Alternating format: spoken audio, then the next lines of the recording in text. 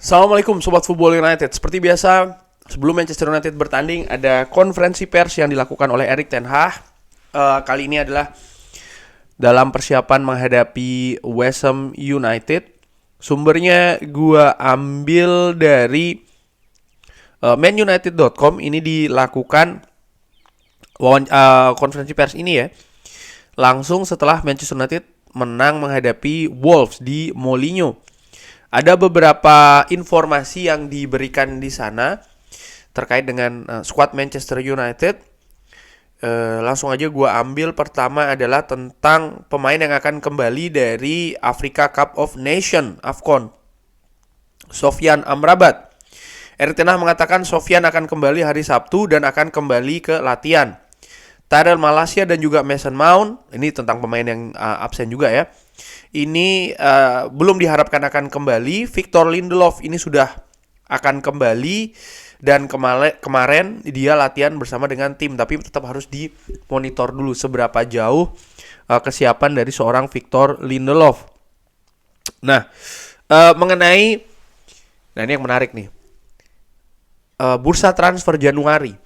Kan ditanyakan ini kenapa Manchester United tidak melakukan aktivitas di sana, justru lebih banyak melepas pemain dengan status pinjaman. Anthony Martial cedera tapi belum mendatangkan atau tidak mendatangkan pemain baru. Bagaimana juga tentang kedalaman skuad, apakah dia percaya diri ya, Erik ten Hag ini percaya diri dengan kedalaman skuad yang dia miliki. Dan jawaban dari Erik ten Hag menurut gua sangat menarik. Bagaimana dia mengatakan bukan rahasia kalau kita ini sebenarnya menginginkan seorang striker. Dengan cederanya Anthony Martial, kita sebenarnya ingin atau sangat membutuhkan ada backup di sana. Tapi ini tidak mungkin karena kita harus memperhatikan aturan FFP, Financial Fair Play. Wow, berarti ini jelas ya bahwa sebenarnya Erik ten Hag ini ingin ada striker. Tapi FFP lah yang menghadangnya. Artinya Manchester United tidak bisa leluasa di sana. Jadi Erik ten Hag harus berputar rencana, mencari strategi ataupun juga hal lain untuk bisa mencari backup striker, karena hanya mengandalkan seorang Rasmus Højlund untuk separuh musim menurut gua ada resiko di sana. Pemain ini masih muda. Sering gua singgung ya kan, bagaimana Anthony Martial sendiri juga ketika datang di Manchester United, pemain muda ini terlalu sering digeber. Ada contoh lain, Michael Owen yang sekali lagi juga terlalu banyak digeber di usia yang sangat muda. Situasi fisik, kondisi fisiknya belum sempurna betul. Akibatnya apa?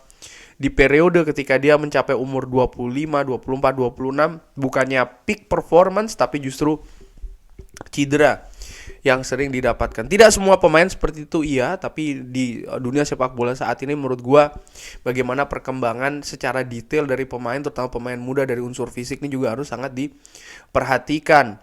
Dan ya semoga Rasmus Højlund tidak demikian ya, dan gua akan sangat mengerti sekali kalau nanti ada beberapa pertandingan Rasmus Højlund tidak tampil dari awal mungkin, ataupun ketika tampil dari awal tidak sepenuhnya 90 menit karena memang tidak bisa terlalu digeber, ada resiko jangka menengah dan juga bahkan jangka panjang yang bisa saja terjadi, dan ini harus dihindari menurut gua.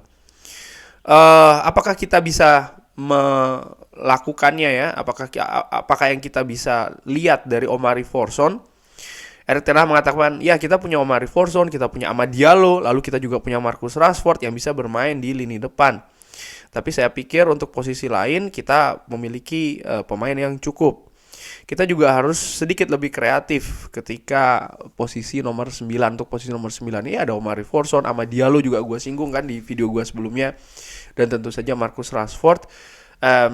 Ya kita lihat ya, tapi yang jelas nampaknya Erik ten Hag sudah punya persiapan ya. Ada Omari Forson tadi disebutkan, pemain muda juga by the way, Amad Diallo dan juga Rashford. Update tentang Aaron Wan-Bissaka, Erik ten Hag mengatakan belum ada update di sana, dia masih akan menuju kembali ya. Tapi bisa saja dia ini tersedia untuk hari Ahad, tapi saya berpikir mungkin dia tidak akan bisa dimainkan di hari Ahad. Dia tidak yakin, atau Erik Ten Hag tidak yakin ya saat ini. Masalahnya apa? Ada masalah di kakinya, dan Erik Ten Hag tidak ingin menyebutkannya secara spesifik masalahnya itu apa. Mengenai situasi dengan Lisandro Martinez yang tertangkap kamera ya, dikompres dengan es kakinya, apakah ada masalah di sana? Erik Ten Hag mengatakan, ya saya menggantinya karena saya juga harus mengganti Rasmus Højlund. Kakinya sudah sangat lelah karena di sepanjang pertandingan dia lari. Nah ini penting, berarti Erik Ten Hag juga memperhatikan, tidak hanya digeber saja pemain ini, tapi ketika sudah ada sedikit penurunan fisik, langsung ditarik. Langkah yang tepat. Lalu kita butuh pemain yang bisa heading dengan yang bagus ya, tapi juga Lisandro Martinez. Dia memiliki waktu yang sangat panjang, dan oleh karena itulah kita menggantinya dengan Harry Maguire, karena kita butuh orang yang juga bisa melakukan heading lebih bagus. Lalu juga Omar Forson untuk Rasmus Højlund. Lalu juga Casemiro ditanyakan ya, diganti setelah ya ada hukuman penalti karena ada benturan yang menurut gue tuh bukan penalti, itu sangat soft sekali ya. Apakah ada kekhawatiran terkait dengan kartu kuning yang diterimanya? Apakah dia oke? Erik Ten Hag mengatakan kalau ya semuanya ini harus tampil bagus, dan dengan Casemiro saya tahu ada banyak pertandingan yang akan dia mainkan. Nah berarti Casemiro ini masuk ke skema dari Erik Ten Hag nih. Dia akan lebih baik lagi. Dia juga membutuhkan menit-menit bermain ya, artinya mungkin buat adaptasi. Dan ini apa yang paling diuntungkan atau keuntungan yang paling bisa diambil dari dia bermain di atas lapangan. Artinya dia juga membutuhkan adaptasi di sana. Dan momentum foul tersebut bisa saja dia ini mendapatkan kartu merah. Jadi kita tidak bisa mengambil resiko di sana. Oh, jadi memang Erik Ten Hag kalau dari sini sih menurut gue memang ada skema dengan seorang Casemiro di pertandingan-pertandingan selanjutnya di paruh kedua musim ini, sehingga dia juga sangat berhati-hati, terutama setelah Casemiro yang sudah absen ya kan, dan akan kembali lagi sehingga dia tidak ingin ada momentum kehilangan Casemiro lagi di paruh kedua musim ini. Kita lihat saja kan seperti apa. Mengenai Mason Mount, nah ini dia nih. Erik Ten Hag mengatakan dia masih berjuang ya dari cederanya, dan dia mendapatkannya juga di pertandingan kedua pertandingan kedua di musim ini. Dia kembali dalam sebuah periode dan dia kembali lagi mendapatkan cedera, dan ini tidak bagus. Ini sangat bikin frustrasi untuk dia, dan juga saya bisa merasakan hal ini untuk dia.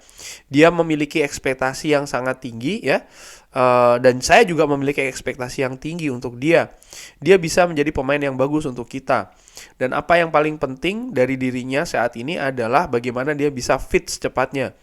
Dan tentu saja bisa berlangsung ya dengan proses step by step, dan jangan dipaksakan dia.